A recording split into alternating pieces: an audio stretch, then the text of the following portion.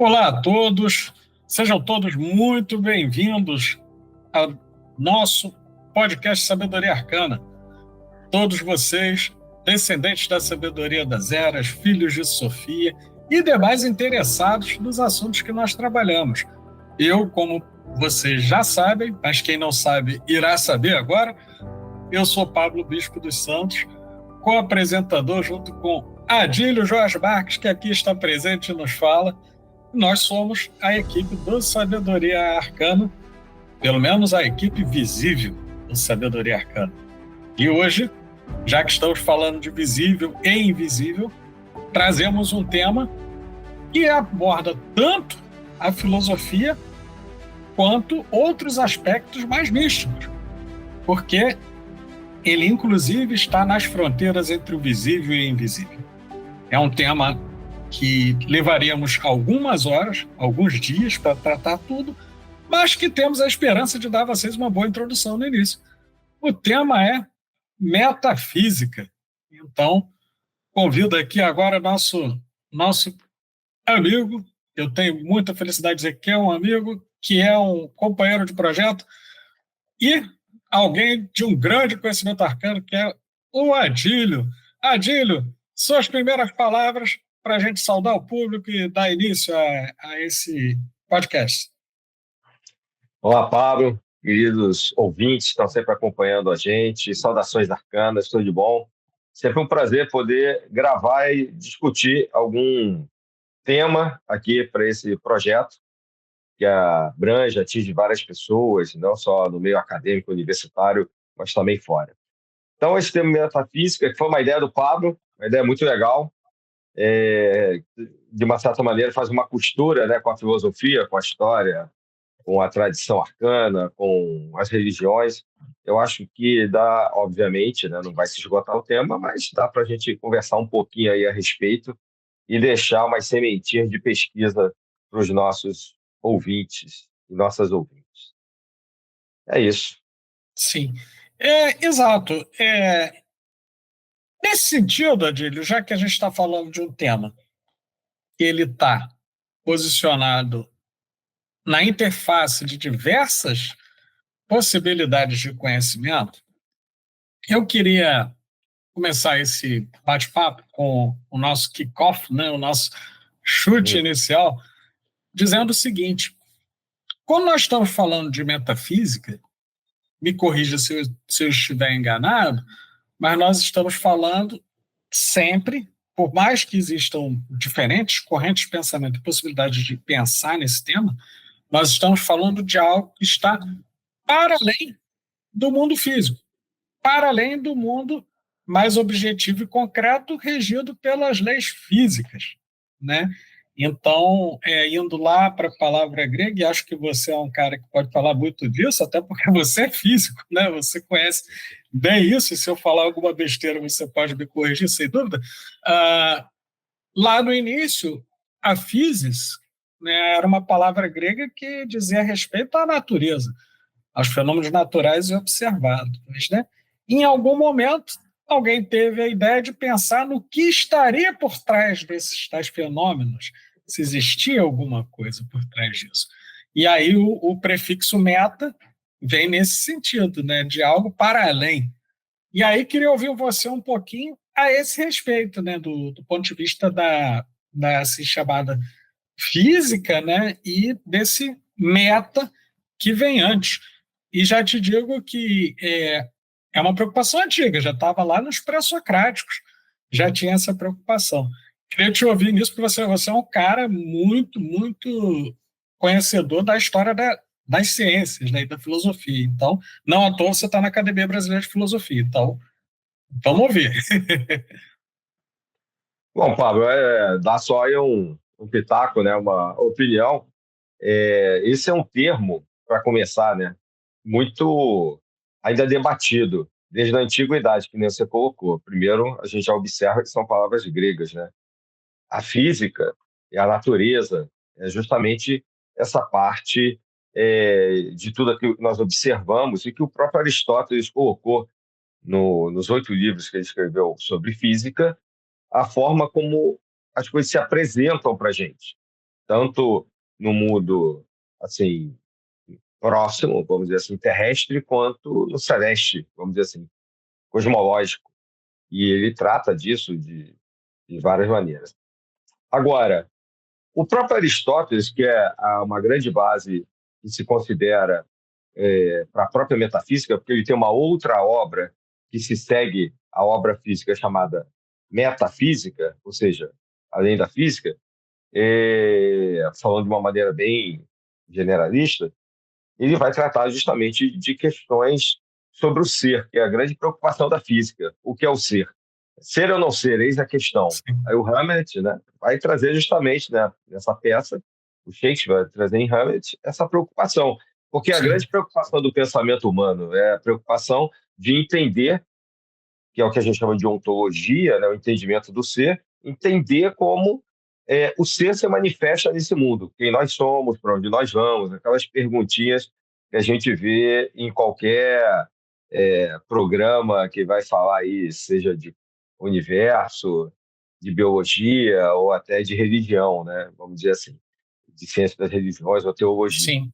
Então, o entendimento da metafísica, ele se dividiu justamente em dois aspectos, segundo os estudiosos, vamos chamar assim, da própria Aham, filosofia da antiguidade até da escolástica. Justamente o que vem além da física, se há uma filosofia primeira, porque parece que Aristóteles se referia a um motor imóvel, a uma sim, filosofia primeira, né, invisível, como você sabe bem, e seria sim, o grande motor de tudo que existia, tanto no mundo celeste quanto no mundo sublunar, terrestre. E também existe uma interpretação de uma.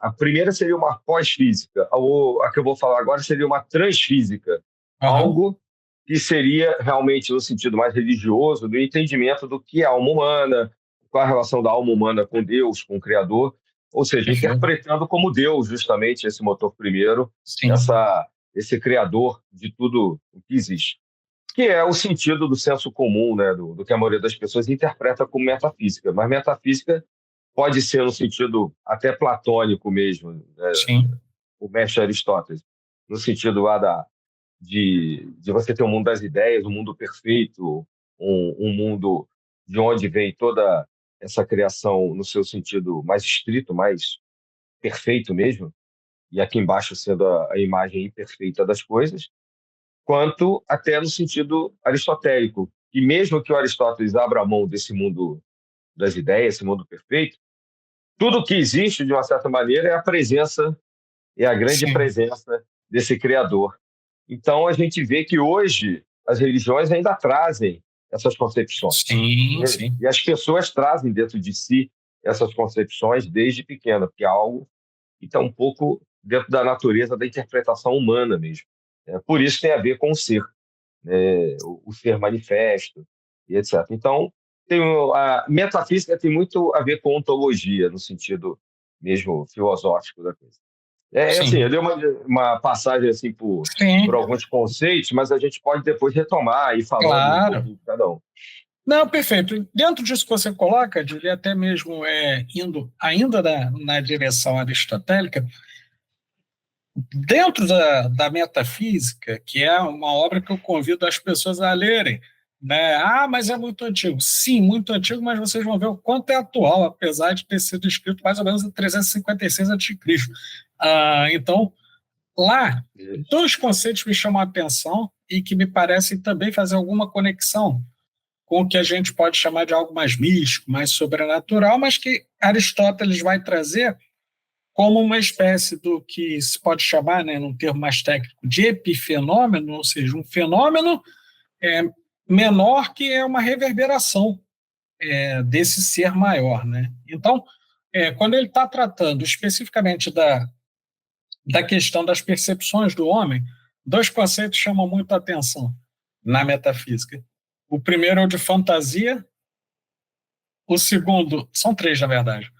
Fantasma, ele usa esse termo, e aí a gente já vai entrar nisso, porque quem é que não fica assustado quando ouve falar de fantasma, né? Mas para Aristóteles era outra coisa. E o fantasma fantasmata, está lá na metafísica. Então, falando um pouquinho desses três muito rapidamente, sendo mais ambicioso do que as pessoas que escreveram livros como Kant em 90 minutos, Aristóteles em 1 minuto e meio. Né? Tem gente que é ambiciosa, rapaz. Eu já vi livro Kant em 90 minutos, Descartes em 90 minutos. Caramba, é Tem uma uma ambição coleção com danada. esse nome, né? Tem, exatamente. Tem uma coleção gigante com esse nome. Tem muitos filósofos. Mas, assim, o Aristóteles ele vai fazer uma distinção e vai colocar a memória como sendo um elemento fundamental para que o homem acesse essa outra dimensão para além da física. E aí, tanto memória quanto imaginação. Então, ele vai cunhar o termo fantasia, quando ele está se referindo ao fato de que você percebe alguma coisa e você dá um outro significado para essa coisa e você acaba acreditando nela. Por exemplo, imaginemos que eu vejo uma pedra e eu olho para essa pedra e eu reelaboro o sentido dessa pedra e penso, não, essa é uma pedra sagrada que caiu, como se fosse aquele monolito lá do filme 2001, uma Odisseia do Espaço, né? Que ele cai Sei. ali e aí estão os símios adorando aquela pedra preta, etc. Né? Ok, eu reelaborei e dei um sentido diferente usando a imaginação. E existe o fantasma. O fantasma é quando você é ativado, você tem percepções ativadas por algo que não está mais ali. Então, temos muitos exemplos disso. Isso é fundamento, inclusive, da psicologia que viria depois. Você presenciou, por exemplo, uma cena de batalha, né? E aquilo foi um evento traumático.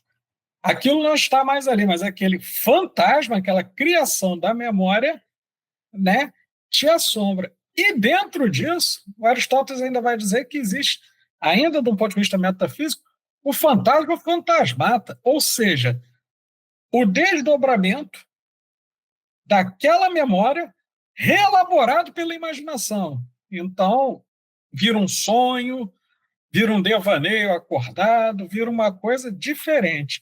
Todos esses elementos, eles estão numa dimensão que, ainda que Aristóteles não queira, e aí me parece isso, admitir uma perspectiva como a platônica, que vai partir de um mundo das formas puras, um mundo suprassensível e etc., ainda que ele não queira admitir, me parece que aí ele está colocando muito a possibilidade de conexão do homem com esse mundo suprassensível a partir de faculdades mentais humanas, né? Então ele está humanizando uma dimensão que pode até ser mística, espiritual, etc. Então a gente percebe aí dois caminhos, né, de análise, dois caminhos de pensar a metafísica, né, dentro ainda do início da filosofia, como você pode ver, né? É mais ou Sim, menos sim. assim. Ele coloca isso até nesse livro, né? Vamos chamar Sim. assim, a coleção, né? Aham. Se não me falha a memória, dos 14 livros da Sim, metafísica, que sim. são Isso aí. definidas por letras gregas, inclusive, né? Uhum. E essa é uma divisão que mostra a importância de uma sequência que é clássica na filosofia, que começa lá na memória, como você falou, né, e nas sensações, e o que essa memória, essas sensações geram, e que vai até a definição de episteme, vai virar epistemologia depois, né, que é o conhecimento, vamos dizer assim, totalizante das coisas, daquele que domina as coisas, como para eles era a classificação dos filósofos. Isso ele Sim, herda do Platão, realmente. Ele tem outras coisas, por um lado, são platônicas, por mais que a sim, concepção, obviamente, como discípulo de Platão, por mais que as concepções de Aristóteles tenham abordagens diferentes. A sim, sem ideia, dúvida. realmente, aí mostra a importância da memória. Imagina se a gente acordasse todo dia e não lembrasse quem nós somos, né? Ou Poxa, se nós esquecêssemos onde moramos. Então, isso é o ser, né? Ou seja, você tem um conhecimento e você elabora a sua vida em cima daquilo que você é.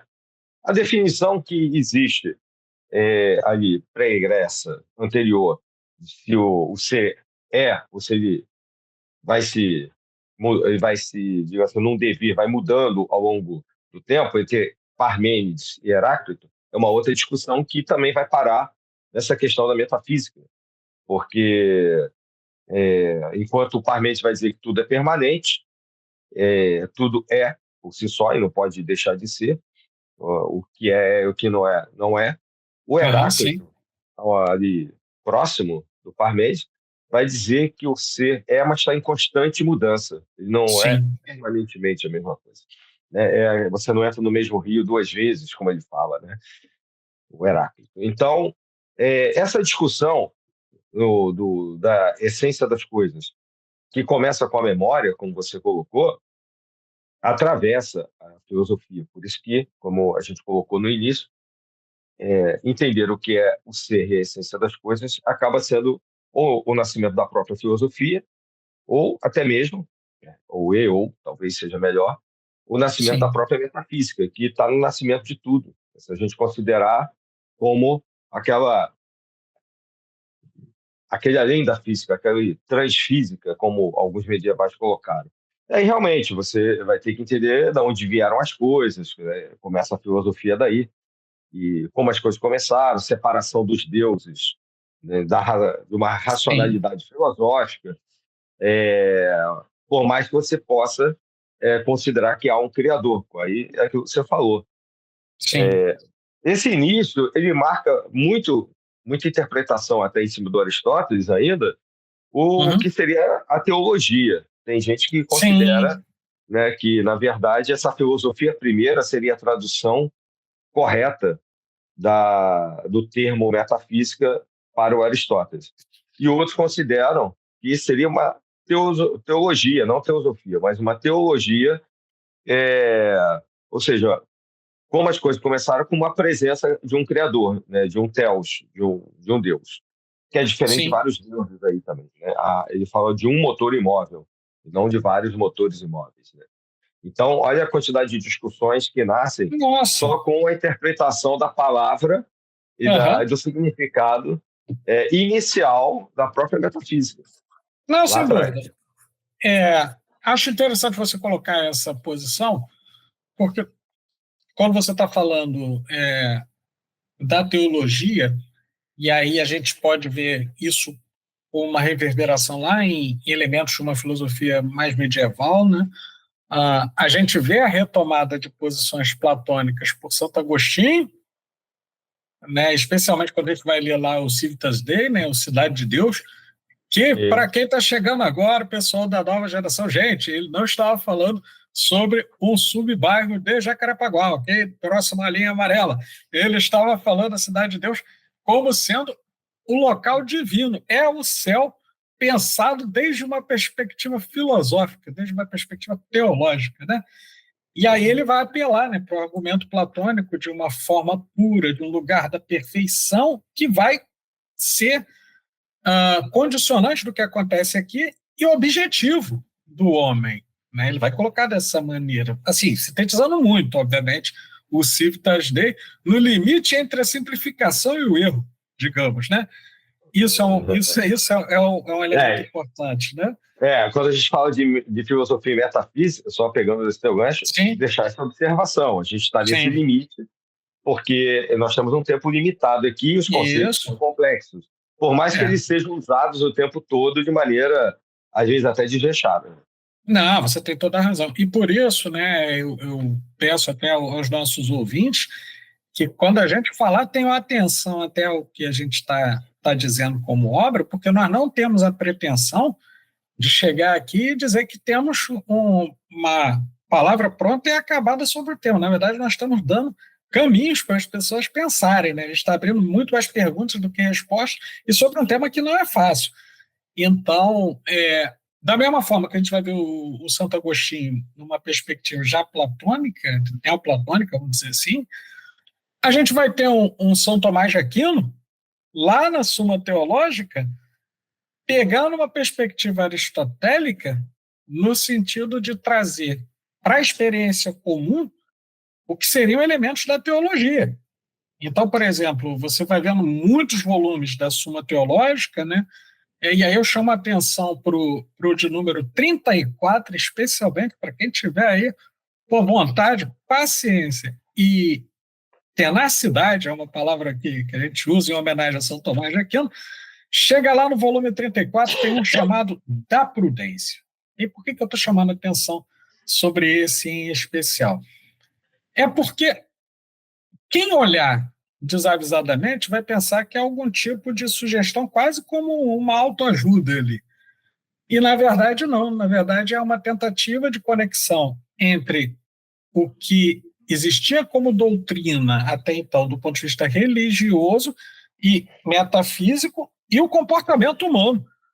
E aí, rapaz, a gente vê de novo, né, a conexão que hoje parece para nós longe, parece para nós atenuada, entre elementos metafísicos e elementos concretos, elementos do cotidiano. E por isso, aliás, tem a justificativa da gente pegar e trazer esse tema, porque parece algo muito distante, mas é uma discussão que está permeando tudo, tanto nos meios místicos como acadêmicos, está permeando muitos assuntos ao mesmo tempo, né? Então, Sim, sim, sem dúvida. Você pontuou bem. A gente tem, na antiguidade, ali, Platão e Aristóteles, são colunas mestres do pensamento sim, ocidental. Eu costumo fazer as duas colunas do é, pórtico do templo, vamos dizer aham, assim. Vários entenderão as colunas de entrada. aham, E a gente tem o reflexo, digamos assim, no início e quase e no fim da Idade Média, justamente com Santo Agostinho e São Tomás de Aquino. E ali você tem um desenvolvimento, realmente, né? Você tem séculos que se passam aí, tanto que mais ou menos entre Santo Agostinho e São Tomás você tem uns 900 anos, aproximadamente, isso, né, de praticamente 1000 anos de Idade Média, também aproximando ali, e você consegue tirar dessa questão da metafísica uma quantidade muito grande de conceitos que elaboram o pensamento humano e que tem a ver com tudo que a gente discute aqui na sabedoria arcana. O Tomás de Aquino coloca lá a metafísica como uma espécie de ciência da verdade, por exemplo. sim, Ou seja, é, aquela verdade, e os antigos colocavam com V maiúsculo, diferenciando da verdade um V minúsculo, a nossa, mas uma busca por uma verdade última, que era aquela grande busca que Platão e Aristóteles tinham, por exemplo, e que se combatiam, ficavam sim, nervosos lá com os sofistas, por exemplo, sim, né, sem com os dúvida. advogados do passado. Então, e que deram contribuições interessantes também, apesar da crítica eminentemente platônica aos sofistas, eles têm uma contribuição no sentido do desenvolvimento da retórica, do desenvolvimento desses conceitos. Mas em relação à verdade, é algo que marcou ali, porque a busca de uma verdade última, né, que seria como se fosse a ciência da verdade de Tomás de Aquino, é uma espécie de encontro com Deus, né, de encontro Sim, com aquele e dá a última palavra, aquele que é o Criador e que dá a verdade última. Então, sim, entender todo esse movimento metafísico seria uma forma de entender a verdade. E, de uma certa maneira, é o que os naturalistas fazem. Quando você tem um cientista, cujo nome antigo era naturalista, ao estudar a física, a natureza, a ideia era descobrir o que estava por trás, os mistérios por trás da natureza.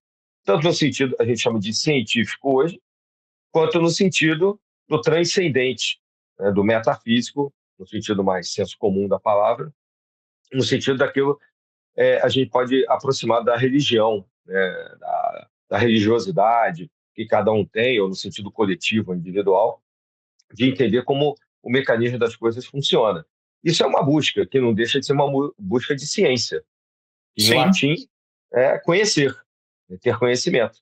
sim, E, então, é um conhecimento que tem a ver com a sabedoria arcana, no sentido que a gente busca um conhecimento interno, né, sim, sem dúvida. das coisas. E não só do naturalismo, claro. É que antigamente esse naturalismo, essa ciência, não se separava da questão divina, das questões Verdade. mais místicas, como se pode dizer, né? E da manifestação desse Criador aqui na física seria um mistério, que é a ideia de Sim, místico, né? A palavra sim, mistério que acompanha a teologia, que acompanha as manifestações todas do entendimento humano, dessa sim. divindade no entendimento humano. E E é isso. eu tenho uma coisa que eu vou Simplificando. trazer que eu acho que pode problematiza um pouco, torna um pouco mais complexo, mas ao mesmo tempo acho interessante a gente abordar, porque tem muito a ver com os temas que a gente desenvolve aqui no Sabedoria Arcana. Que é o seguinte: a metafísica, olhada sob diversos pontos de vista, ela não deixa de ser um tipo de gnose, no sentido de busca pelo conhecimento e até por autoconhecimento. E aí, não Ciência. podemos nos esquecer, é ciência, não podemos nos esquecer, do ponto de vista místico, de um certo enfrentamento entre pensadores e místicos, numa perspectiva teológica mais tradicional, e hoje, gnósticos, né? Que, do ponto de Uhum. vista metafísico, acreditavam que o que concebíamos como criador. Aliás, eu convido as pessoas a verem nosso episódio sobre gnose, né? A gente tem um episódio sobre os gnósticos para que as pessoas possam ver, mas viam nesse aparente criador, né, o demiurgo, um falso Deus, né, uma falsidade. Então existe uma corrente mística também pensando de uma forma dissonante, né? Tem uma perspectiva metafísica, sem dúvida, mas é diferente, né? Tá vendo a realidade como ilusão, né? Os princípios assim chamados morais como ilusórios, etc. Existe, né? Existe e deu origem a uma vastidão de correntes místicas seguindo esse caminho, sem entrar no mérito, né? Sem entrar no mérito, se Ah, sim. concordamos ou discordamos, existe.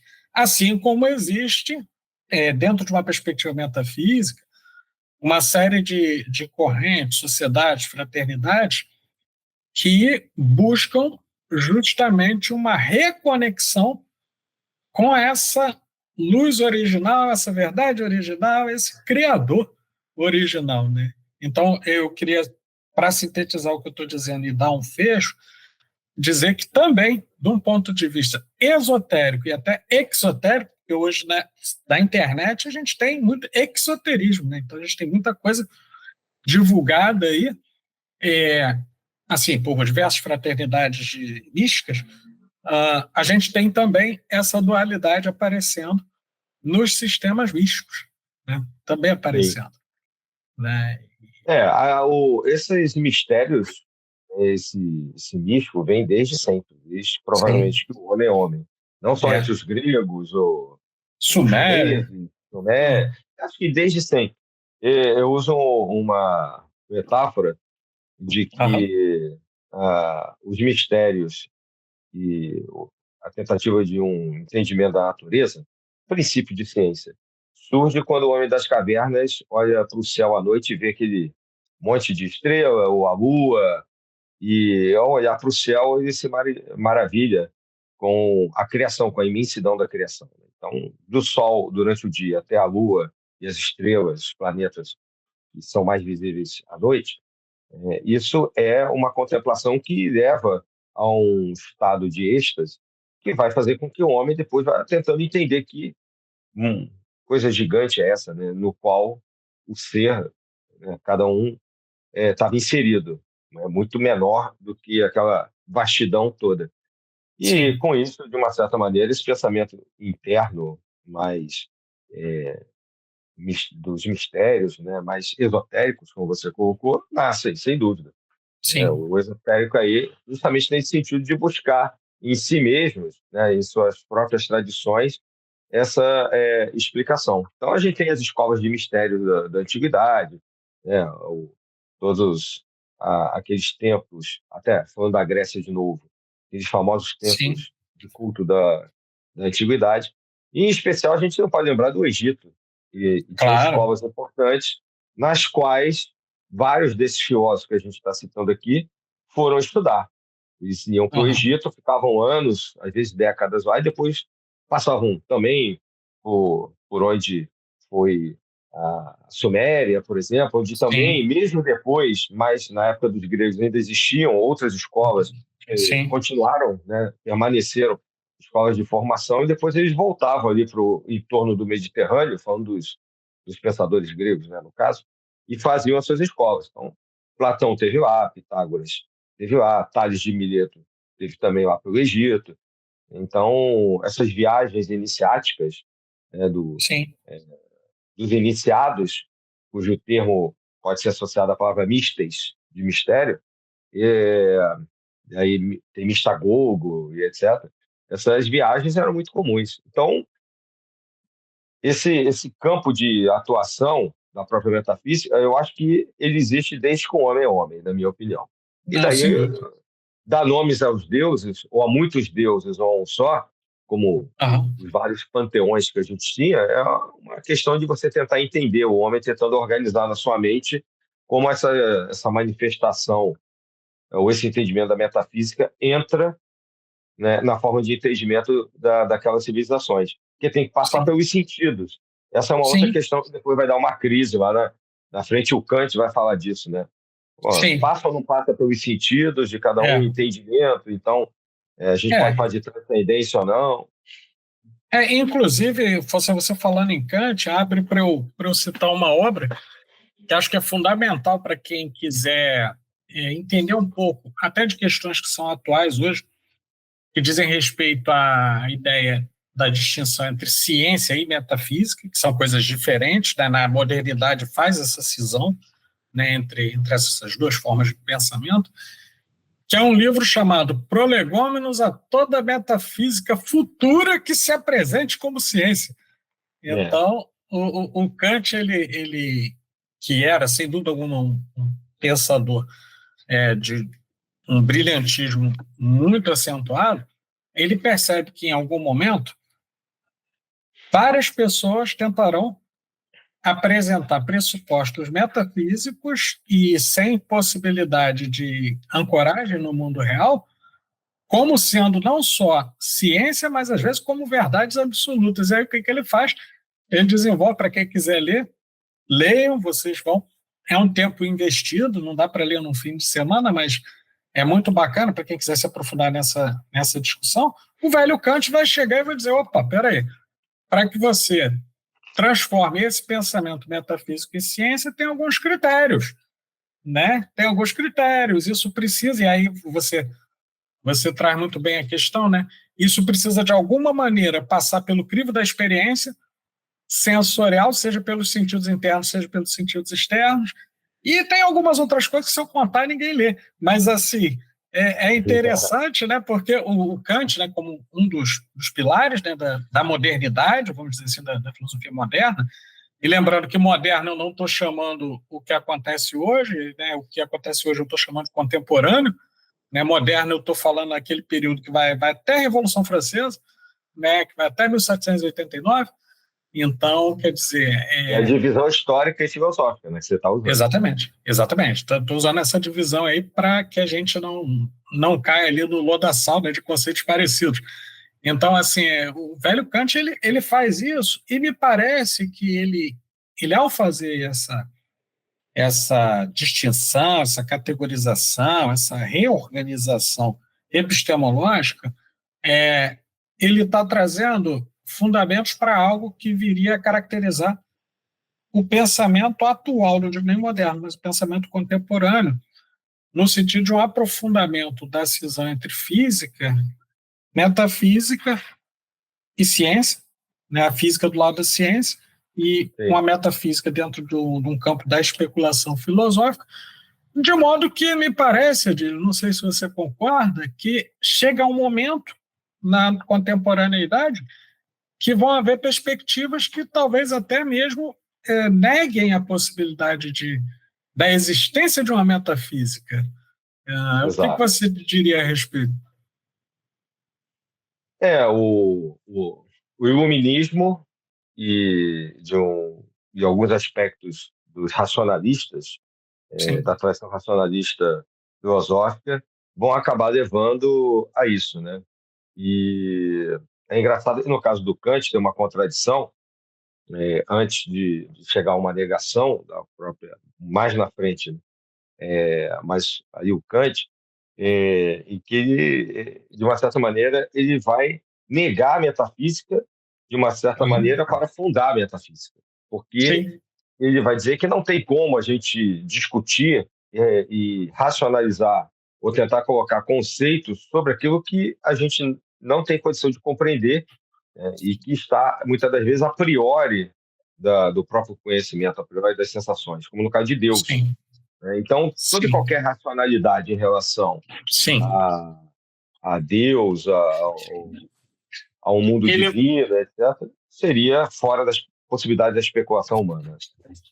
exatamente, né? E assim, ele muito, eu acho, né, eu diria habilmente, né, ele vai trazer e fazer essa distinção, e ele vai retomar um princípio que me parece um princípio filosófico muito importante, que é o seguinte: ao invés de afirmar peremptoriamente alguma coisa, ele está jogando para dúvida metódica a própria possibilidade de especulação.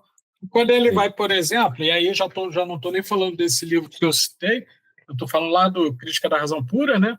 Num dado momento, quando ele fala sobre, e aí é difícil, hein? O pessoal tem que prestar atenção, porque é quase um trava-língua o que eu vou falar, né? A respeito da anfibolia relativa à má compreensão dos conceitos da razão pura transcendental. Isso é só o título. Então, o pessoal não se assusta, não. É difícil mesmo. Eu, para ler a Crítica da Razão Pura, claro, outras pessoas podem ter maior capacidade, sem dúvida, mas eu levei 2 anos para ler estudando a Crítica da Razão Pura, e lendo todo dia. Né? Não é mole.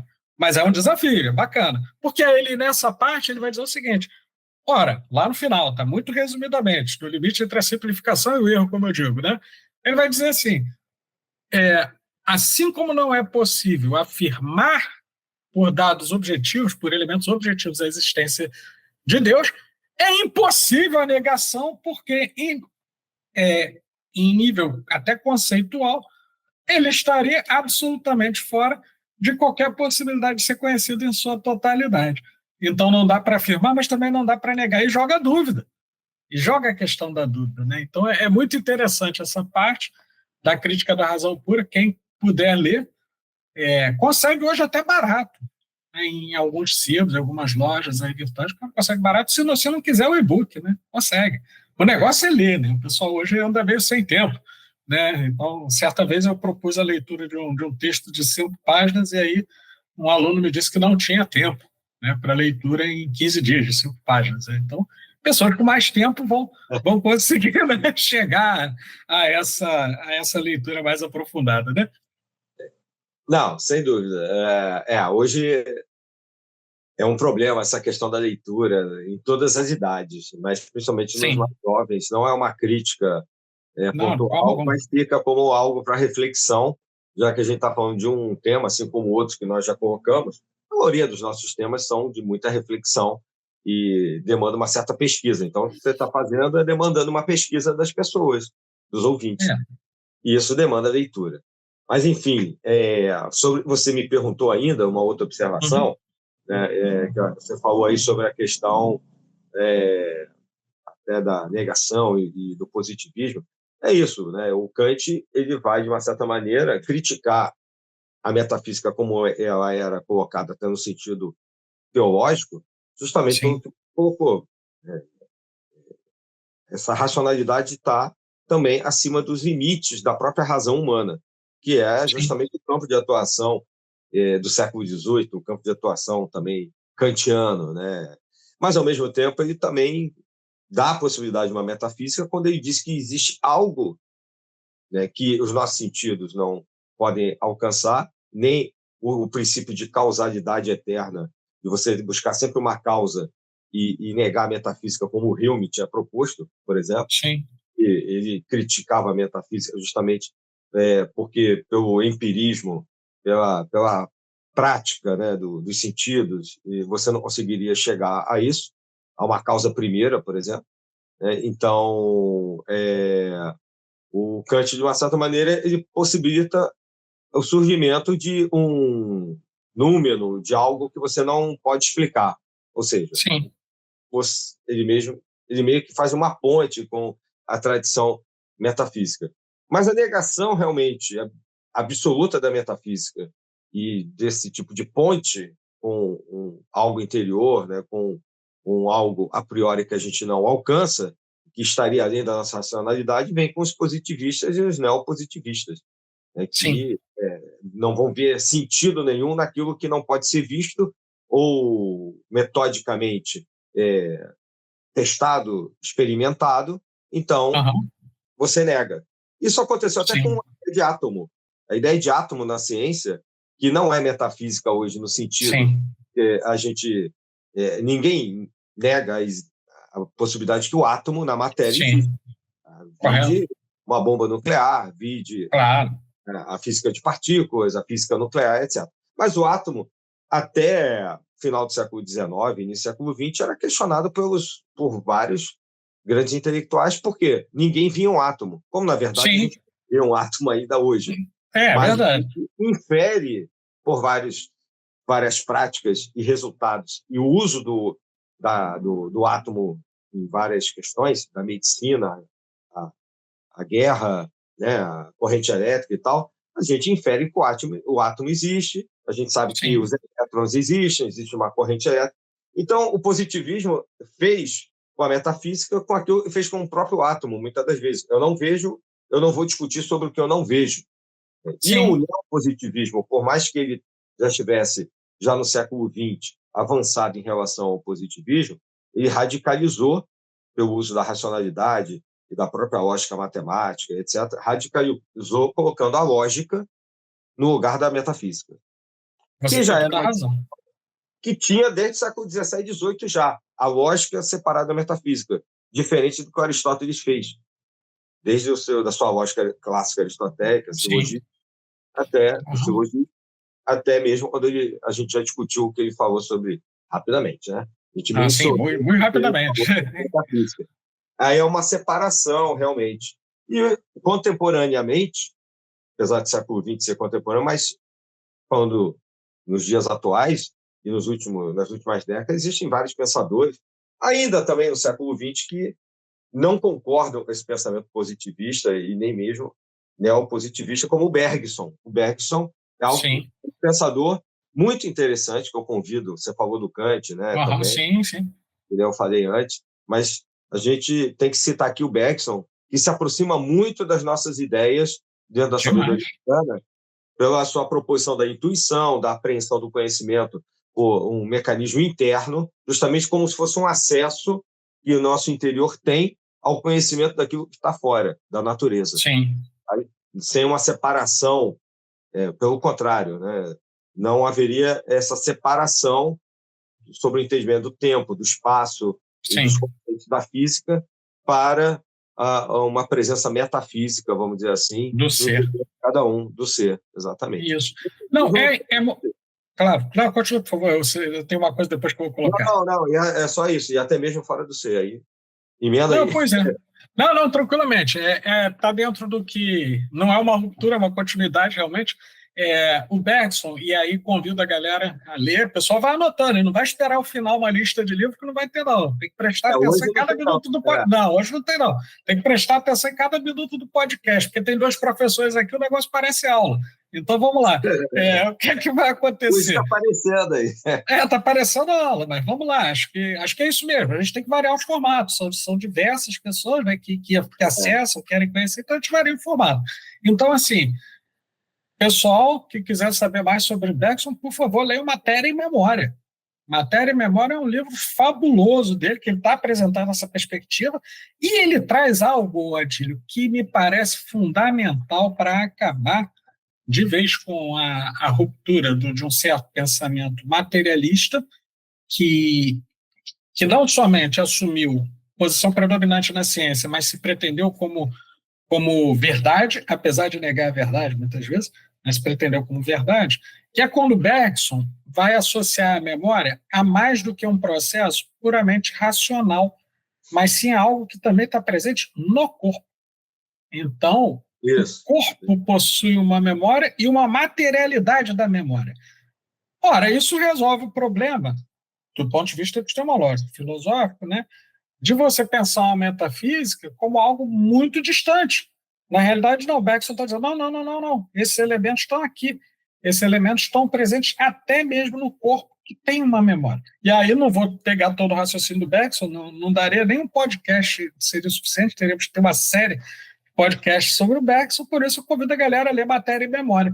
Mas antes de continuar, eu quero fazer um parênteses, porque tem uma discussão metafísica importante que está sendo trazida por um contemporâneo do Bergson, que eu já falei em outro momento, a gente tem até um podcast sobre ele, que é o Gaston Bachelard, né? Convido a galera a olhar lá na nossa listinha e ver o podcast sobre Gaston Bachelard, né? que foi um místico e um pensador, psicanalista, filósofo, químico. Se você pensar, um sujeito era Gandalf, o cara era tudo, né? E aí, Gandalf por conta da referência ao Senhor dos Anéis, né? Quem olhar vai entender por que eu vendo lá o podcast, né? Porque quem olhar a fotozinha lá do Bachelard vai ver que ele é o Gandalf, né?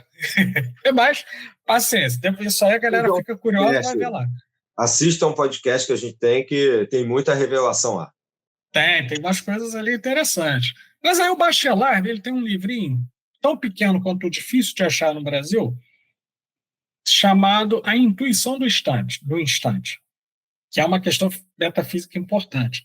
Ele está dizendo o seguinte, ele está dialogando com o Bergson, sim, e ele está trazendo um elemento que é o seguinte, se o Bergson, entre aspas, resolve esse problema do ponto de vista do espaço, ao situar inclusive a memória e elementos que dependem da memória para serem metafísicos no corpo,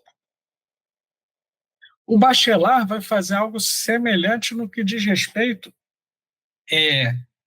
ao tempo.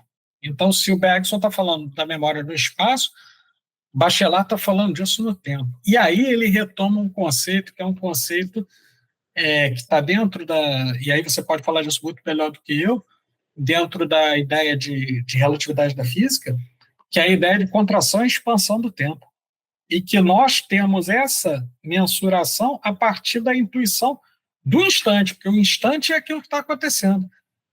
Então, ele está trazendo a metafísica, e aí vou falar só esse pedacinho, porque senão ninguém lê o livro é grande, tem umas 90 e poucas páginas e tal, não vou conseguir trazer todo o pensamento Bachelard, mas ele dizia o seguinte, que desde um ponto de vista metafísico e também físico, por conta da estrutura das nossas percepções, o tempo da eternidade é o tempo do instante.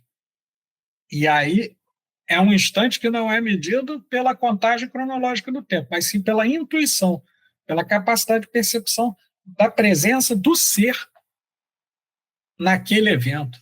Rapaz, isso aí é tão complexo. O Bergson é muito bom. Não é? E aí os dois, você imagina o Bergson dialogando com o Bachelard. Então eu convido a galera a ler. Né? Isso também que é uma perspectiva metafísica que está na contemporaneidade. Né? Não é algo tão distante, não. Está na contemporaneidade. Se não me engano, foi escrito em 52 esse livro, em 1952, esse livro. Né? E vale a pena. Tem ainda alguns, no Brasil houve uma publicação da editora Contraponto, mas foram poucos os exemplares. O meu, lamentavelmente, foi subtraído. Né? As pessoas, às vezes, têm maus costumes de não devolver, né, os livros. Quando emprestamos, o meu foi subtraído. Né? Eu tenho em versão digital. Mas, assim, convido a galera a ver também essa visão, né, de metafísica.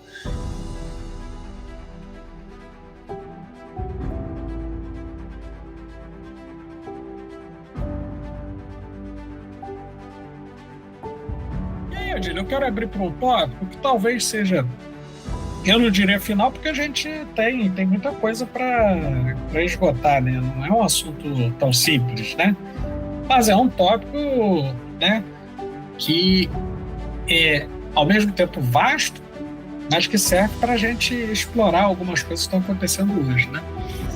Queria ouvir você um pouco sobre, nos dias de hoje, né, como você vê, desde um ponto de vista científico, filosófico, epistemológico, tentativas de pensadores de explorarem as dimensões da metafísica ou de incorporar a metafísica à ciência ou de pensar como pensamento próprio.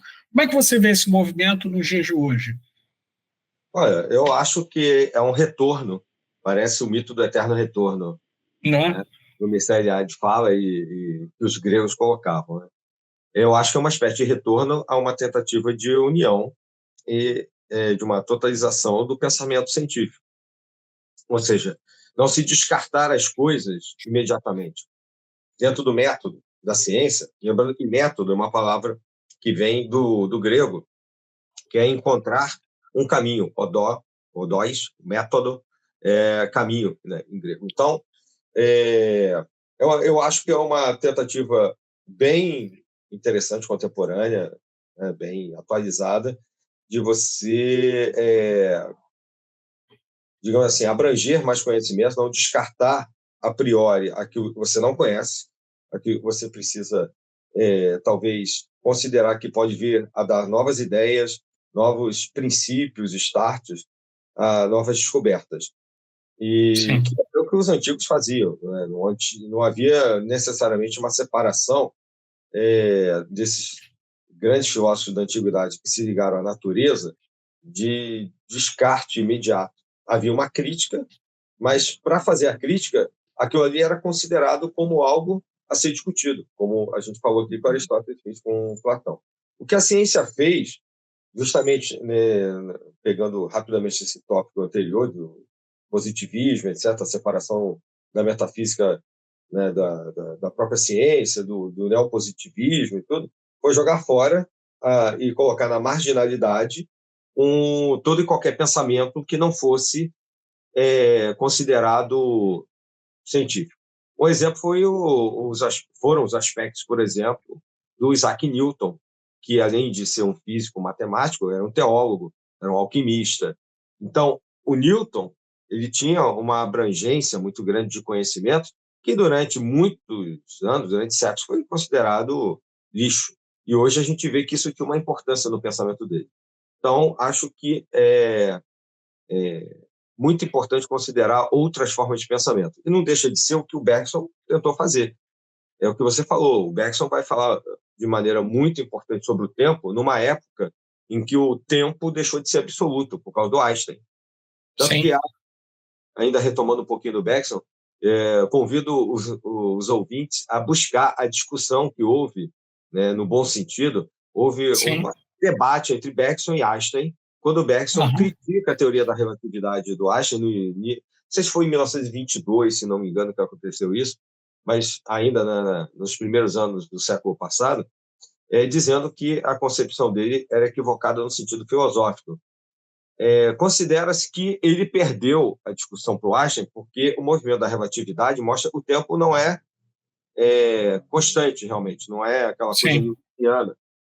Tanto que a ciência usa isso, vídeo GPS, por exemplo, que precisa dessa sim. constante do tempo. Porém, no sentido da filosofia, em que o Bergson coloca o tempo dentro dos seres humanos, ele vai discutir isso bastante num livro chamado Duração e Simultaneidade, que é de Sim, 1922, justamente. sim. Para que eu esteja confundindo o ano do livro com o do debate. Aham. Mas é por aí. Né? O Einstein já era conhecido, bastante conhecido já. Então, para o Bergson, essa percepção do espaço e do tempo estaria dentro de nós, não seria uma coisa e aconteceria separadamente do próprio ser humano. E, de uma certa maneira, ele está retomando alguns pensadores da antiguidade quando fala isso. Sim, Isso é um exemplo que eu estou dando de uma tentativa de concepção mais abrangente que não jogue fora as concepções, por exemplo, da religião, da concepção claro. divina, dentro da ciência, dentro desse método científico que chegou a uma extrema racionalização e a separação de tudo que não fosse compreensível no primeiro momento, que é uma espécie de neopositivismo, de uma Sim, sem dúvida. positivista, na minha opinião. E é Sim. sobre isso que a sabedoria arcana existe, porque a gente vem discutindo ao longo desses anos todos.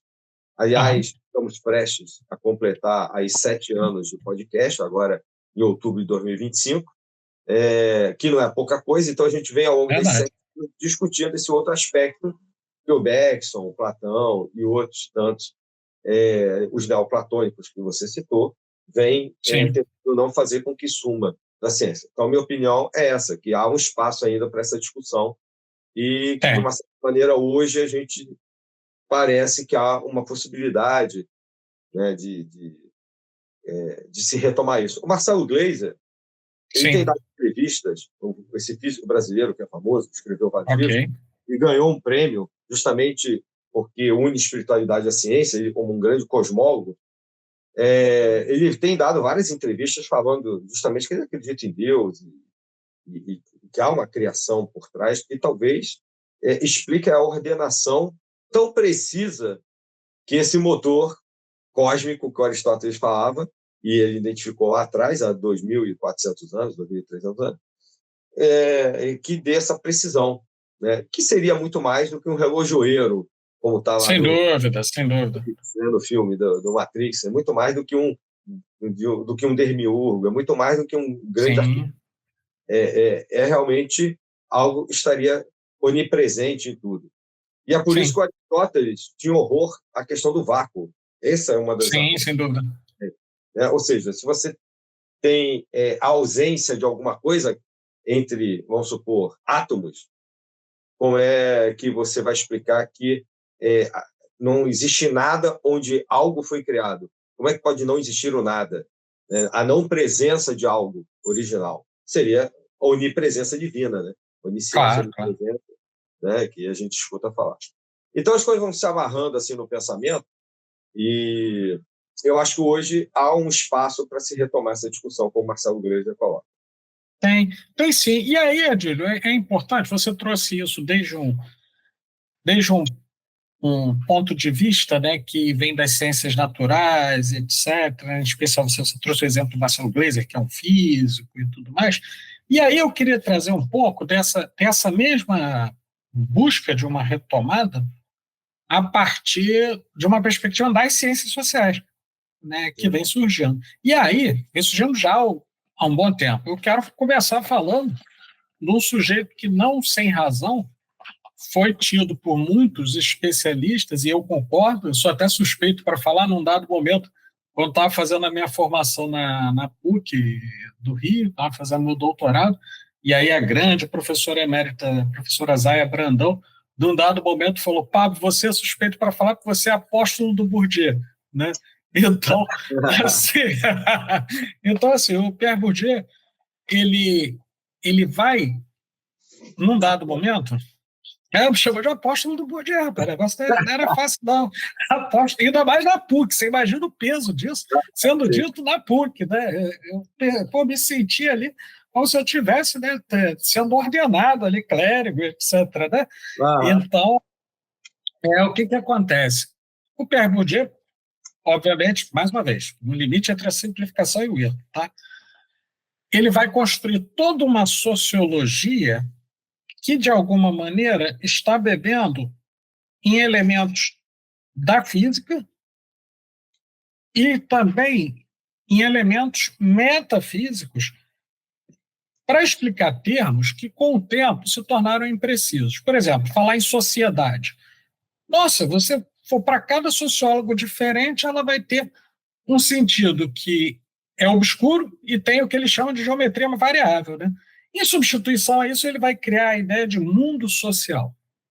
E esse mundo social já não é mais a instância do mundo concreto. Percebamos que ele está falando de uma outra coisa, né? Ele está falando de alguma coisa que está fora, no primeiro momento, da realidade concreta objetiva, mas que condiciona as relações humanas, né? E esse mundo social, Adílio, ele tem, por um lado, e aí convido as pessoas a lerem o fantástico texto dele que ele coloca de forma didática. É difícil ver o Bourdieu sendo didático, é um autor difícil de ler, mas ele coloca de forma didática 3 conceitos. Hábitos, né, que não é hábitos é uma estrutura que nasce com o indivíduo e que é socialmente desenvolvida, e essa estrutura é justamente a capacidade do indivíduo de aprender e apreender as práticas sociais a partir do convívio com o seu grupo social. Ela não determina, mas ela condiciona as escolhas. Dando um exemplo, por exemplo, uma pessoa vivendo, digamos, no complexo do Alemão, Um jovem pode ter a opção de ser ou não religioso, num dado momento. Mas, dentre as opções de religião, dificilmente ele irá se tornar, por exemplo, um monge derviche. Dificilmente ele vai se tornar um shintoísta. Por quê? Porque simplesmente ele não está com aquelas opções diante dele. Então, ele vai fazer escolhas que, de alguma maneira, são recortadas na materialidade. E aí, ainda assim, ele vai ver essa instância como sendo regulada, e aí acho fantástico ele pegar conceitos da teoria de campo, da física, e dizer que o mundo social também se comporta em cada espaço social como campos de força, em que determinados indivíduos e determinadas estruturas sociais possuem mais força, poder de atração, repulsão e etc. Isso é uma outra metafísica que ele está propondo com a ideia de mundo social. Porém, o que aconteceu? Ele, em 2001, ele nos deixou. Ele morreu. Ele lutava contra um câncer de estômago há 28 anos. E ele morreu. Ele não terminou de fazer algo que era um projeto dele, que era uma espécie de apologética, como se dizia antigamente. Né? Ou seja, ele queria vir desde um ponto de vista filosófico, fazendo a defesa dessa ideia de mundo social para, no futuro, transcender o limite da ciência e criar uma nova metafísica, uma metafísica do mundo social.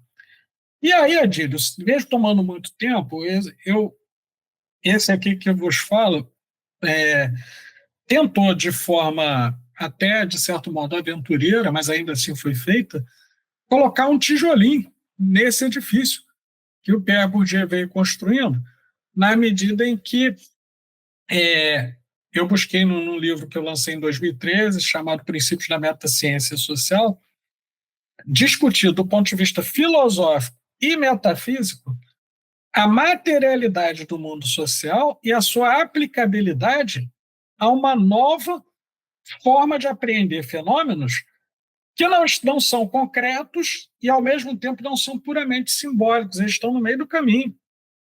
E aí eu postulo a ideia da materialidade de uma outra instância metafísica, que é justamente o mundo social.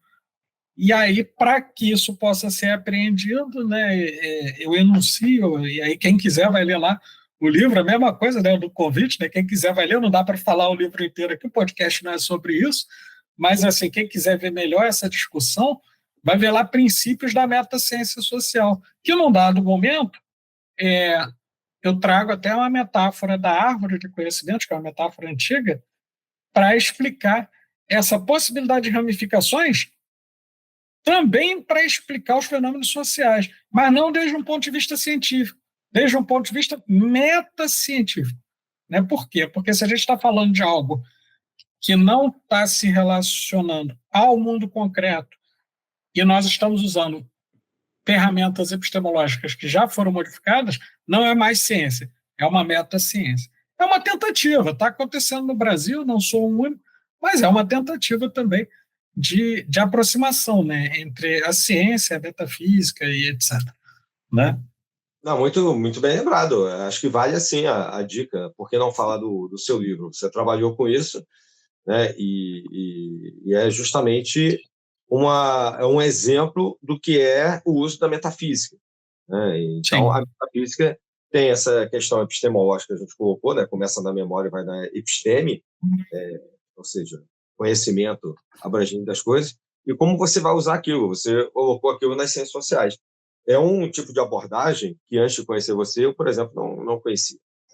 Lembrando que, assim, você vê que tem uma característica da metafísica que você coloca na tua pesquisa, e que vale a pena só rapidamente aqui mencionar, que é a questão da universalidade. Né? Isso. A questão do universal, né? Que o Aristóteles coloca lá também, né? E que tem a ver com o pensamento indutivo, por exemplo, e tudo.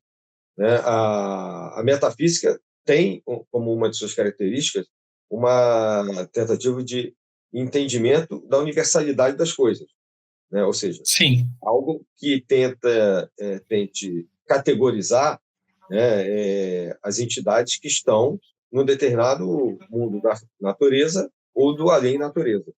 seja no, sei lá, divino ou não. Sim, sim.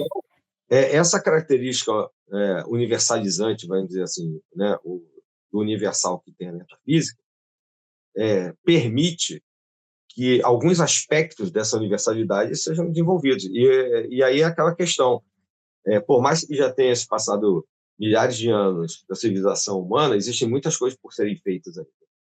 Então, Muita coisa. pesquisas como a sua, né, e outras que foram sendo desenvolvidas por outros pensadores que a gente já citou ao longo da história, é justamente uma tentativa de ir levantando pontas do véu de Ísis. Exatamente. Exatamente. Até porque, né, se a gente está falando de metafísica, né, é um para-além, né? E esse para-além, esse devir, né, até pela... quando eu estou trabalhando epistemologia com os alunos, Adílio, eu sei que você também trabalha esse tema, né? Eu gosto de lembrar do velho Zenón, né, com a aporia da tartaruga, que ele dizia que, né, ora, mas você, para a tartaruga percorrer o estádio, ela não tem que percorrer metade primeiro? Sim. E a metade que sobrou, ela não tem que percorrer metade primeiro? Sim, e assim sucessivamente, e em tese, se a gente for seguir esse raciocínio, a tartaruga nunca completaria a sua trajetória. Leibniz foi destruir esse sofisma lá na frente, né, com a matemática dos infinitésimos, né, que a soma dos infinitésimos é igual a 1, muito rasteiramente falando. Né? Mas assim, para nós, do ponto de vista do conhecimento, eu gostaria de colocar que, ao menos me parece que aqui, nesse mundo concreto, nós estamos sempre nos aproximando do conhecimento, mas nós não chegaremos à totalidade dele. E a metafísica é mais um elemento, não me parece, em que podemos nos aproximar daquilo que você anunciou no primeiro momento, que é a verdade. Nós podemos nos aproximar, mas nós não chegaremos diretamente até ela por essa via, ainda que seja importante. Se chegaremos a ela ou não, é uma outra discussão. Né? É uma outra discussão. Talvez seja a busca eterna de todas as tradições, de todas as religiões. Você está certo. Acho que é mais ou menos por aí. Né? Adílio, eu não sei, me parece que, do meu ponto de vista, eu não tenho muito a colocar a respeito desse tema, para além do que eu coloquei. Queria ouvir um pouco você, para a gente ir para a nossa parte de encerramento, né? Sim. Assim, eu acho que a gente conseguiu, para não ficar complexo demais, não vai parecer mais uma aula do que um bate-papo. Pois é. Uhum. Nós já citamos vários livros aqui, pensadores, né? A gente podia, só para, de repente, amarrar, foi até uma sugestão sua no nosso bate-papo anterior, né? Quando a gente está pensando em metafísica, lembrar do Jacob Boehme, só para finalizar. Sim, claro. Né? Boehme, que acabou sendo um dos mestres de Saint-Martin e que é também considerado por muitos um teósofo, ou até um filósofo mesmo, e tanto que vários materialistas marxistas citam o Jacob Boehme como um naturfilósofo, ou seja, um filósofo da natureza. E se você estava falando de naturfilosofia, que os alemães gostam de falar sobre isso, e você lembra de Jacob Boehme, muito conhecido no métier, né, de algumas tradições, e que tentou, de uma certa maneira, também através de suas obras, trazer uma espécie de identificação desse criador, né, desse pensamento bem metafísico, bem próximo, né, daquilo que ele tinha nas visões dele, de como as coisas foram criadas, lá no seu princípio. Que, no fundo, é o que a Gênesis faz e toda a discussão até do Novo Testamento. Então, várias religiões do passado, ou mesmo do presente, vão tratar da metafísica nesse sentido conceitual que a gente trouxe aqui, com, obviamente, conceituações ou abordagens distintas. E o ecumenismo, hoje, só para terminar, vem justamente nesse viés de aceitação de uma discussão ampla, geral e restrita, mas no bom sentido para coisas positivas, não para bandidagem, né? Com certeza. De você poder discutir sobre vários aspectos né, ou sob vários aspectos, o aspecto da metafísica. Então, convido a todos, mesmo aqueles que são de determinadas tradições, religiões, que busquem, para finalizar, dentro de seus campos de atuação, esses aspectos conceituais que a gente colocou aqui, que caracterizam a metafísica.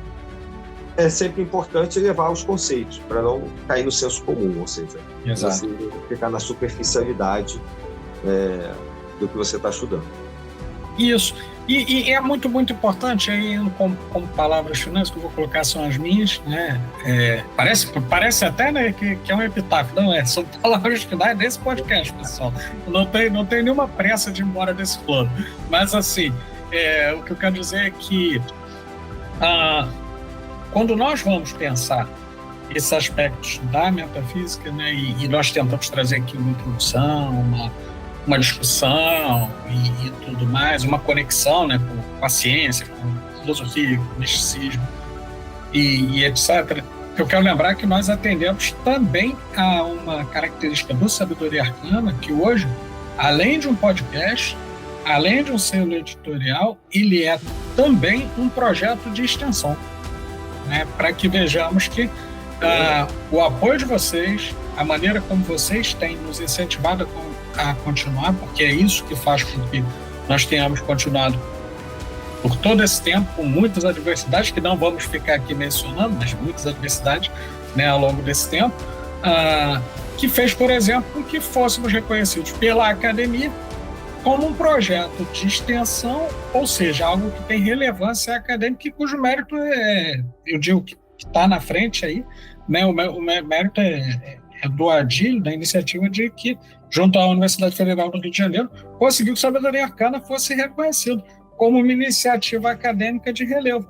E isso, como palavras finais e como minhas fraternais saudações arcanas ao nosso público, nós devemos, em grande parte, a maneira como o público tem aceitado e tem interagindo conosco. Então, é uma felicidade poder tratar desses e de outros temas que ainda vão vir, né, nesses mais de 7 anos que temos aí, né, de estrada, e que venham mais, né, e que possamos continuar com mais temas. Aliás, só para encerrar mesmo, prometo que é final isso que eu vou dizer,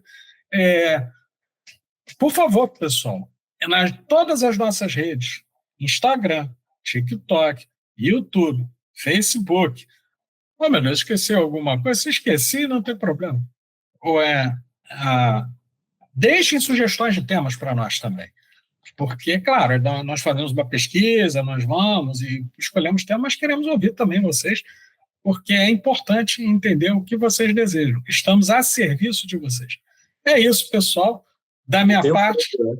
Tem o prêmio da MPB, que é importante, que está correto. Isso. Não, exatamente. Temos aí sempre, bem lembrado, né? Estamos concorrendo ao prêmio Melhores Podcasts do Brasil, né? Então, por favor, deixem seu voto lá, o site é www.premiompb.com.br. Vocês entram lá em Vote Agora, o próprio site é autoexplicativo, vocês fazem um cadastro, votam. Como é que vocês votam? Vão aparecer várias categorias, nós estamos na categoria Espiritualidade e Religião. Vocês deixam um voto lá, que estão ajudando a fortalecer. Quem sabe a gente não chega até a obter esse prêmio, por sonho almejado. Mas se não for ainda assim, o fato de vocês estarem conosco nos apoiando é o que motiva o projeto a continuar. Saudações fraternais, saudações arcanas, e passo a palavra ao nobilíssimo amigo, companheiro e irmão de armas, Adílio. Obrigado, Pablo, a todos os ouvintes que estão sempre aí conosco. É sempre um prazer. Deem sugestões, obrigado também. A gente tem recebido sempre, às vezes, sugestões, mas críticas e comentários muito elogiosos e positivos, e quando não são, a gente tenta melhorar. Vamos tentando superar as dificuldades, né? Nós não temos patrocínio e vamos tentando ganhar terreno e ganhar o nosso espaço para tentar ajudar as pessoas, que é o objetivo da Sabedoria Arcana, em divulgar conhecimento. E que no ano passado a gente conseguiu o 2º lugar nesse mesmo prêmio MPB, né, a mesma categoria, Espiritualidade e Religião, e agora em 2025 vamos tentar continuar aí na luta. Então, é uma luta realmente, e vamos seguindo adiante, né, que assim seja. Saudações arcanas, até a próxima.